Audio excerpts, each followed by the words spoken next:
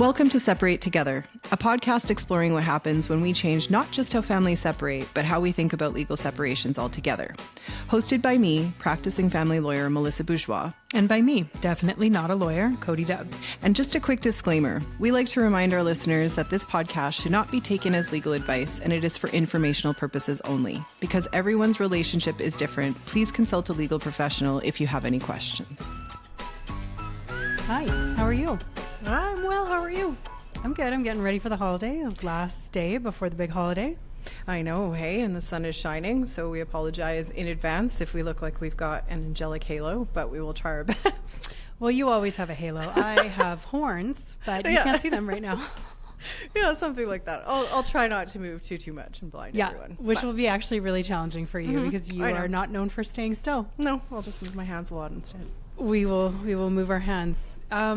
Today I thought we would talk about something that is actually not at all uncommon for us, but not something that you hear about often in the divorce space, which is like loosely when lovely people separate or when like really good friends separate. And I wanted to kind of break it down with you in terms of our clientele. So I thought we could start with kind of our older couples, who are kind of closing out the chapter on like 40-year marriages and what kind of conversations they're having, what that sounds like, what it looks like, what it feels like for us and for them, and then kind of move into our younger couples who, are ending marriages and like serious relationships but remaining in each other's lives and what those kind of conversations sound like and what they feel like for those clients.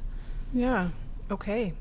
Well, yeah, I think, we've touched on this a few times, that it isn't a legal separation that turns people into bad people. Like, I think there's kind of this approach of like, there's that new Kim Kardashian show, like All Is War or whatever it is. And, we're all bad people and we're out for blood. And like, actually, no, like lovely people do separate from one another. It's because their paths have changed and, they no longer feel like they can go down that same path together in the same way that maybe they historically have. So, every day you and I and Ashley get the privilege of helping these really lovely people kind of maneuver their way through something that, maybe not what they ultimately thought was going to be the outcome in their lives, but have really, really accepted. And so, yeah, I think that's kind of the starting point, lovely people separating.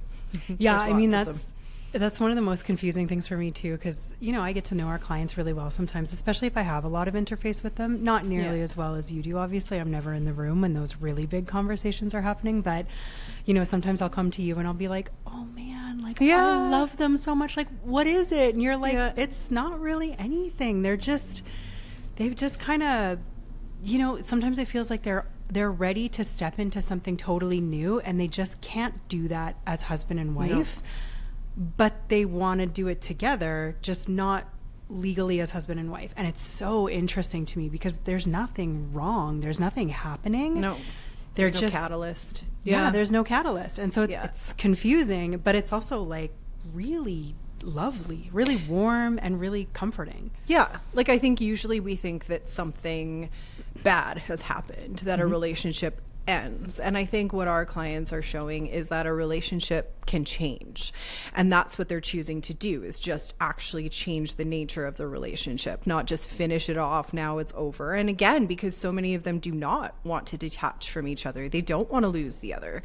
Even in my case, like he was my best friend, right? I mean, we woke up next to one another every day for over a decade. And so then to think that like from that moment, all of a sudden we couldn't transform that particular kind of relationship as two good people.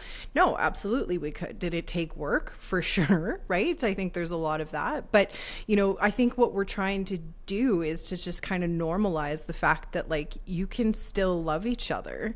It just can also withstand the change in that form of love as well, right? And so just because you're going through something as, deep as a legal separation doesn't mean that, the other one becomes a bad person, doesn't mean that you become a bad person, doesn't mean that either of you are anything but lovely, right? You've just changed and maybe needing to go in opposite directions.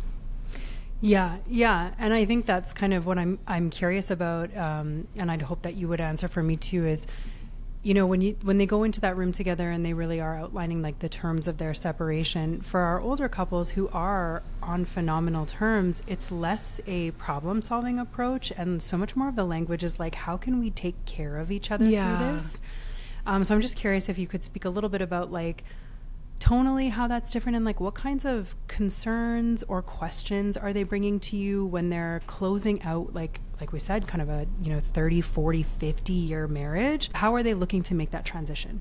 Yeah, with a lot of care and tenderness. Like I hear over and over, like, I just want him to be okay, or I want to make sure that she feels safe, or, you know, I want to support the other one through this. Like, I want to still remain in contact. I don't want us to be fragmented. Like a lot of those things, right? And over time, like even in mine, like it was a decade of life. So you can't untangle that necessarily right overnight. And I think the typical kind of approach to legal separation is, you know, okay, now you're on your own. Don't call that person. That's a sign of weakness. And in fact, the opposite is true, right? To be able to honor the other person through that transition, to be able to support them is something sacred, but also to kind of minimize the impacts on the other people around you by saying, don't worry about it. Mom's not going to become your responsibility now. Like, I'm going to still shovel the walks. It's just a part of who we are. We're going to check in with each other for coffee every day, or all of those things. So again, so many neat ways of relating. Like, it's just a real privilege for me to kind of get to watch them kind of, again, because we offer them the space to do so, but to express kindness to one another. To express, you know, sometimes they cry together, which is also a really cathartic thing, to be like, this sucks. Like, this isn't what I want, right? But ultimately, we know that we are better off going on this way, right? On different paths, but kind of, you know, supporting each other through that. Do you notice, again, because, you know, when there is no catalyst or when there is nothing wrong per se, do they still carry that stigma of like failure, or like, oh man, you know, like I can't believe this is what's happening? Or is there more of just an acceptance when you've accomplished something so incredible, like a 40-year relationship, when you have, you know, adult children who are succeeding, when you have grandbabies, like, do they still have those same kinds of feelings of like, we failed at this, or like we sucked at marriage? Like, does it feel like that? No, I think there's often, you know, there is a sadness, obviously, that comes across, or like, I wish it wasn't like this, because, you know, nobody really wants that to be the outcome. That's not the dream. But there is just a lot of, you know, a lot of these people have done their interpersonal work far before they're in our offices. And so they're not, you know, here to kind of ascribe blame. They're here to just kind of, you know, problem solve and make a pathway forward. But they've already accepted. They have come to that decision together. They have, and even if it was one who had inspired the whole, you know, because oftentimes we're like this, you know, one of the spouses will express like, I would have been fine. I don't really, you know, but this is what this person wants. And because they want that and they are a free agent, then I need to respect that and understand that oftentimes perhaps that person is just able to make the judgment call that I wasn't able to, because I'm a little bit more afraid of change, right? Or I'm a little bit more afraid of how this is going to look. And when you can tell that other person, like, here, listen, I'm still here for you. Like, no worries. I'm not disappearing. I'm not going to run off into the sunset with someone else and leave you behind in my wake. And I'm going to be super happy and you're going to be super miserable. Like, we're going to continue to be each other's teammates through this. Like, that really softens things for people. But again, like, is there sadness? Sure, right? Is there like melancholy that this relationship that we once kind of had is no longer the same? For sure. But there is, in some moments, I really get to see this excitement when they're starting the new path, especially when I'm signing the separation agreement, because I meet with each of them individually. So they're a little bit more candid with me, right? And oftentimes they'll be like this, oh boy, I thought this was going to be really, and then you see this kind of like, oh boy, I'm kind of excited about what the future holds for me now, right? And with both people can say that, then you're super, super well set up for the rest of all of it. Yeah. I am curious. I know it's obviously so different if you have young kids, but like so much of what I see, amongst my own peer group, like I have friends who are in their 40s just like me who are like, oh man, my parents are splitting up. Like, and it's a thing for them. Like, do they get into that with you? Like, I know there's lots of talk, especially if a wedding is coming up, or if they're helping out like a son buy a house, or a daughter, they're putting kids through school.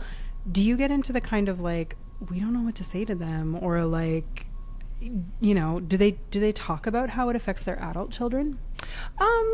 Not a whole lot, like, again, because like they're talking about it with each other. But recently I had some that were welcoming their first grandchild together, and the pride and the excitement and the the gushing that each of individual one. And like, again, that's the thing about these bonds is I'm like, you are the only two other people on this planet who are this excited to be grandpa and grandma, right? So again, just reframing that part where I'm just like, when I'm talking with the younger ones and they're parenting, and I'm like, you're the only two on this planet who love these little creatures the same amount, right? So that's a really sacred bond. And they're like, yeah, that's right.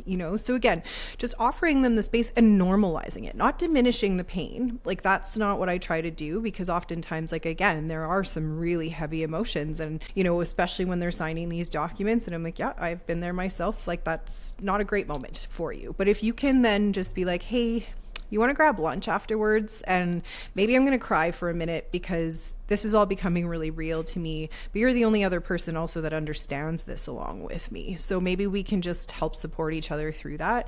Really softens everything for everybody involved. Yeah. And I can imagine too, the time and the community that you would have collected collectively or accrued collectively over 30 or 40 years. Like, it must just be so helpful to be able to be like, you can still invite both of us to your Christmas party, to all of this kind of stuff, which is really helpful, I think. Yeah. And like, Suzanne doesn't have to take a side, right? Yeah. Like, we can each equally just kind of go out for brunch in different ways. And it doesn't mean that those paths don't diverge over time, right? But it's just, it doesn't have to be an immediate severance. And I think oftentimes we view divorce as like cut off, like right now, like that's it. And, that is hugely painful, right? And to allow those emotions to be very real and be very honest, right? Like, I remember saying to my ex-husband, like, it's weird because I miss you. And those are things that are generally not allowed to be said when you're separating, because you're just like, well, then are you changing your mind? This is kind of what we decided, and now, like, do we have to? And it's like, no, I just need to be able to express this array of emotions that I'm feeling, while also simultaneously the thrill that I have of starting my own individual life and doing things. But you understand this because you also miss me, and that doesn't make us weak. It doesn't make us wrong. And it also doesn't make the decision that it has to change. Oh, well, if you miss me, then obviously, like, we need to get back together. Like, that's not it. It's just, you were my ally, my best friend, the person I said everything to every day. And now I don't have that same outlet. So we need to learn to kind of create that new relationship, and over time you can, right, when it's not so abrupt. Yeah, I mean, the abruptness, I think, would just compound all of the challenges anyways. I still text my husband and ask him for the Wi-Fi password, and I've lived there for 11 years, but I will never memorize it on principle. Well, that's like, yeah, but like, think about it, like, if you're planning and you think that it's going to be this all out battle, or this person's all of a sudden, like, you have to protect and preserve yourself so much at that point, right? And it's like, I guess I need to change my bank password, and I get to change this and that, and you're just like, or you're just like, right, no, that's okay. Like, you're a lovely person, I'm a lovely person. I'm not planning to try to exert some kind of pain, inflict more pain on you than needs to be had in this situation. So I'm going to leave the password the way it's always been and extend that trust. And hey, look at that outcome, right? You change it 2 years later. In my case, like, I think I still have some of our common passwords. Wow. Well, that's the thing, right? But we were able to. And like, that's the thing, like, in my situation, like, I would say at least for the first year, we were still so closely tethered. And I remember just seeing an admiration for the new people that were entering, particularly his world, and were able to honor also that wasn't weird. It was an untangling. Like, we still shared a dog together. And so we had to make major decisions, when it was his time. And, by then my ex had repartnered, but this other person felt safe in allowing he and I to grieve through what only he and I understood together. And it wasn't a threat to her or their relationship or anything like that. It was actually just deep respect for the fact that we had journeyed through life together and we were going to continue to share certain experiences. And we could do that in a healthy way that wasn't meaning that we were reconnecting on the romantic front, right? And so I think like that, you know, I had a huge amount of respect and, you know, again, gratitude, because he was the only person that could support me through that loss, and likewise I. So like that was, you know, again, the evolution of our relationship over time allowed for us to support each other in a really sacred way. That sounds crazy. Yeah. It does, doesn't it? Right? It does. It sounds nuts that you would be able to have the excitement, if we're being honest, of being back out there after, because like how long were you together? Like I think 11 years or something total that we had lived, and we were young, right? So a significant time of our lives we had spent together. Yeah. But I simply can't, Cody, imagine if we had cut that off all in one day. There would have been all of this animosity. There would have been this, you know, but over time, because again, we were both grieving through it, we would check in with one another, and we would actually meet up and try to, you know, build a friendship consciously. And there were some moments that was very much harder than others, right? Where you're like, are you moving on faster than I am? And am I behind on this? Or like, oh boy, I don't know if I should be telling you this part because I don't want to hurt you about like this. But again, just respecting that I remember saying this, like, I had so much respect and honor for the relationship, for what it had brought to the two of us together. We would not have gotten to the place that we had in our lives without each other in them. And so that then saying, when we got to a certain platform and realized through our own interpersonal evolution, through our own timing, through everything that we were going through and the growth that we had during, again, this period of our lives, because lives come in stages, right? You look at your own kids and you're like, whoa, okay, yeah, it is a process. And just realizing we reached this platform and all of a sudden he wanted to go in this direction and I wanted to go in that direction. And it didn't mean that his direction was wrong. And it didn't mean that mine was right. It just meant that it was right for me. But if that one would have been wrong for me. And being able to accept that, as heartbreaking as it was, and it is, right? Like, I mean, we're past it now and we are firmly on the other side as each other's, you know, staunch cheerleaders and whatnot. But, you know, at that time, you're just like, I'm going to have to work at this. Like, I'm going to have to work at loving you in a whole different way than, you know, the easy of like, well, of course I love you, you're my husband. But what does it mean when I'm like, well, I guess I have to love you as this person that was my husband, and now what are you going to be to me? But that cutting it off in a rigid way would have been, I think in my case, impossible to have moved on in such a healthy way, right? So, you know, and I've always said that, like, now if he walked in this room, big hugs all around, super joy to see one another, because we were able to kind of get through it in that way. But it does take a lot of like conscious thought and sometimes active love, right? Like it, you know, to just be like, oh, I don't really love that. Thanks for not telling me you were going to take me off the iTunes account, and now I lost my whole thing, right? It's like my music library. Well, right? But then you're like, oh yeah, but you didn't do that to screw with me. Like, you didn't do that to hurt me. And I think like oftentimes we think breakups are like that, like, well, tit for tat, right? Like, you wounded me, I'll wound you back, right? And it's like, well, I don't have the effort for that, right? We're already both pretty heartbroken. So how can we just kind of go through it? Yeah, I think you really hit it on the head too when you talked about honoring what got you to where you were, because I think what I can see with a lot of our clients that can seem really dangerous is when you kind of throw the baby out with the bathwater and everything was bad and everything was a wrong decision. And it's like, sometimes I kind of want to like shake them and be like, do you realize that like the new foundation that you are currently building is that everything was bad and everything was wrong and you can't trust yourself and you've never made a good decision in your entire life? Is that the narrative you want to lead into this next phase with? It's not. Those were not bad choices. That was not a bad person. You have a wonderful intuition. You know yourself. You know your feelings. Like, we don't need to do this, except the process of separation kind of forces you to go back and pinpoint a moment where suddenly everything started to change and go wrong. And that's just not what happened. We just grew up and then we grew apart. right? Yeah. Like, and that's the thing, like, that's what I've realized in my own process as well, is like, again, it is just stages of life, and we can't predict, like, as much as we would like to, oh, when I'm 60 I'm going to be this person. We don't know that, right? And certain things come along and you're like, didn't predict that, you know. And in our situation, we have certain people who are coming to their own realization about their sexual identities, let's say, and that may not have been obvious to them, or may not have been something that they were processing in the same way as, all of a sudden at this point I need to live my truth this way, right? And so in those situations, you know, people are amazed, but that other one is still very, very supportive, as much as it's like, ooh. But it's not about me. It's not, oh, well, my deficiencies have meant that you have to go and explore yourself this way. It's just like, oh, okay, boy.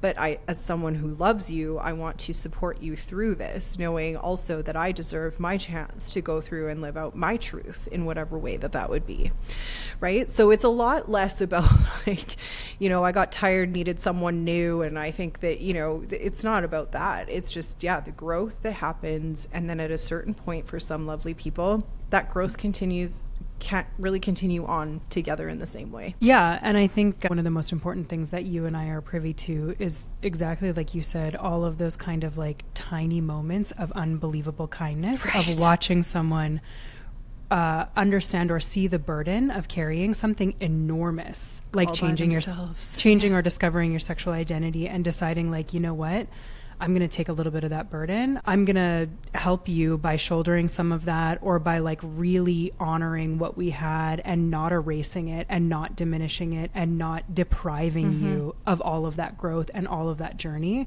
I'm going to agree with you and say it did happen and it was wonderful. Even if right now I'm really upset about what's happening, I'm not going to erase it. I'm not going to, you know, change the narrative or take it away from you. Yeah. And I think or blame you for it. Yeah, right? exactly. Or blame use you. it as fodder, that like I then have become the victim of you because you changed and I didn't, and all of these things. Like, that's rarely the case, you know, that we come across. Like, and again, it's not to say, like, I'm not trying to minimize any of that pain. Like, that's the piece. Like, it's a broken phase of life. I try to remind people, like, and oftentimes you do need to leave so much space for the grief that can and will overwhelm you in certain moments, in small little things, because you're grieving a life that you will no longer have.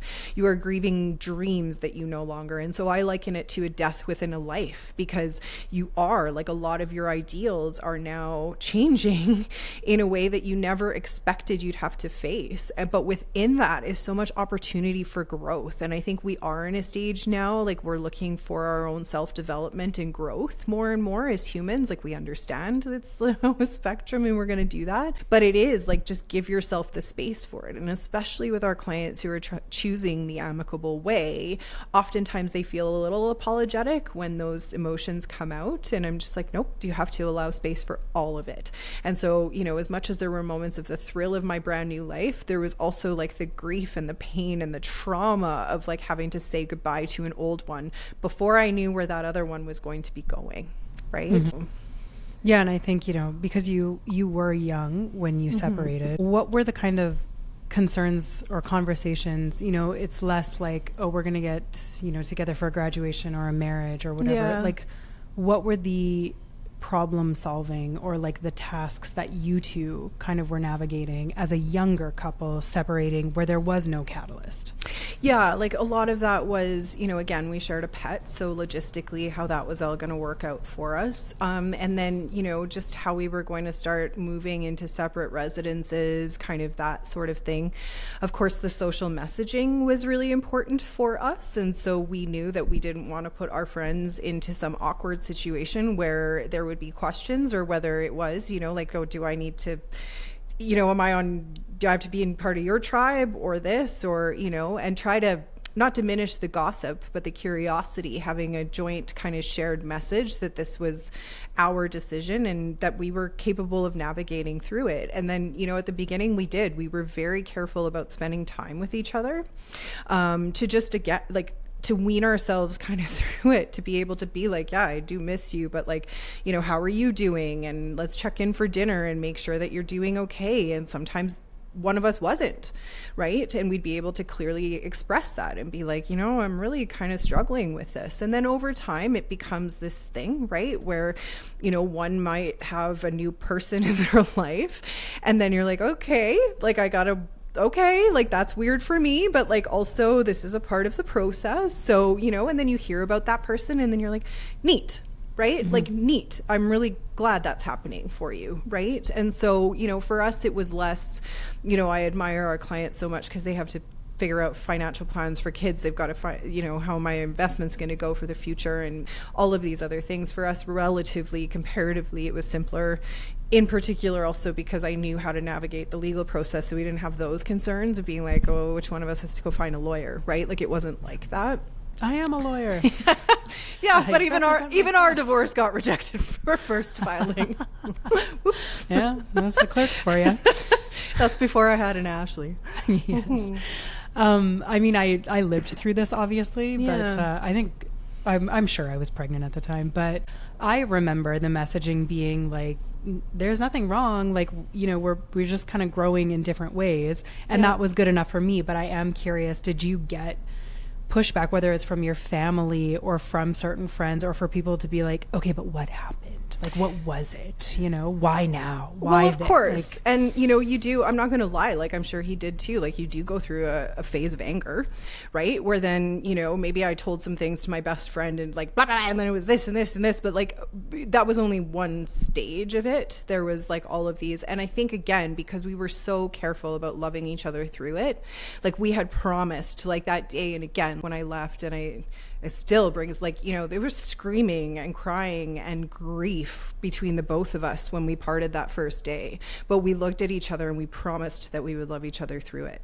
And that was something that I knew that he was honoring at the same level that I was, no matter those tense moments. Like, again, where you're like, oh, okay, like, are you moving on faster than me? Or, you know, oh, do you have like a little bit more going on in life? And I'm kind of over here, like, you know, doing my work. But it wasn't about that. It wasn't like, oh, well, I'm afraid you're going to go and have a better life than I am.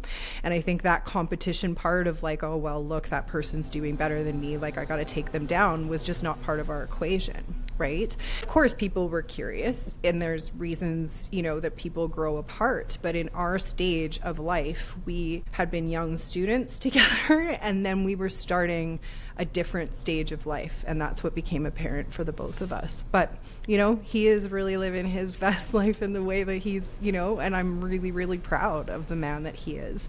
And again, I think he shares that same sentiment in that we helped form each other in a very important part of life.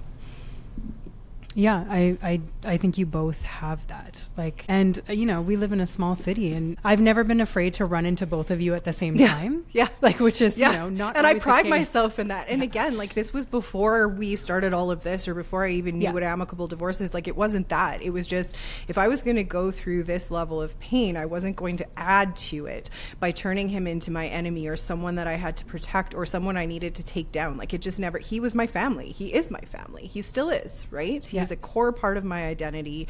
He is someone that I grew through and that I trusted with my very life.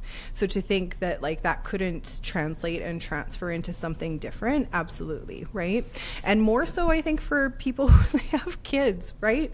Like, now more and more our clients are so preoccupied by being the best darn co-parents that they can possibly be, and they're just nailing it, right? Like, just the amount of kindness and also just mutual support, because they're like, I'm not just going to use the words, we want our kids to be okay. Like, we are going to make sure our kids are okay. So I'm going to overcome the fact that I think your young girlfriend is like a whole lot better looking than me, and I don't really like that right now, to like, okay, yeah, you know what? You don't know this, but, you know, our little one needs this kind of support. So I'm going to do that, right? Yeah, I think we've seen generations grow up and understand that while it is work, if you don't do it, then the consequences are quite severe. You know, you miss out on intimacy and relationship with your family, with your spouse, with your extended family. Like, you miss out on community, and the work is substantial.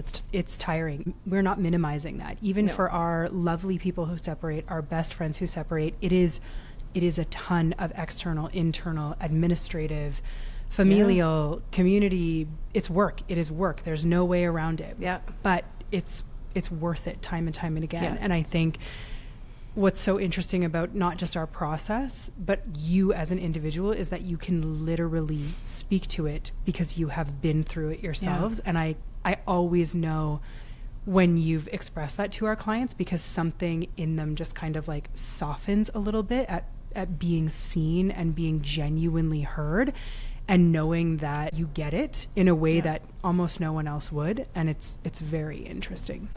Well, yeah. And then back to that whole like spectrum of emotions and allowing space for all of them. I can speak to that on a real basis as well. Like there were times when choosing to love him was a choice, but choosing to be angry or resentful or any of those things, that was harder.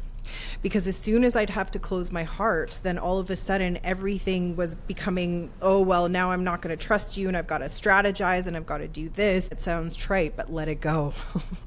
And like learn what's worth it, and learn what is just like, I got to surrender this because, you know, you didn't act the way that I was hoping that you would. But for me to then turn that around and wage battle towards you, throw something back your way so that, you know, then all of a sudden we're doing that instead of doing the real work, which is we're hurt, we're lost, right? Because no matter what, I mean, even when people are leaving their spouse for someone else, it's a whole new life. So you've got to navigate through a lot of like lost emotions, right? So that part of it. But yeah, like holding on to the resentment and the hate to me seemed to be an untenable equation.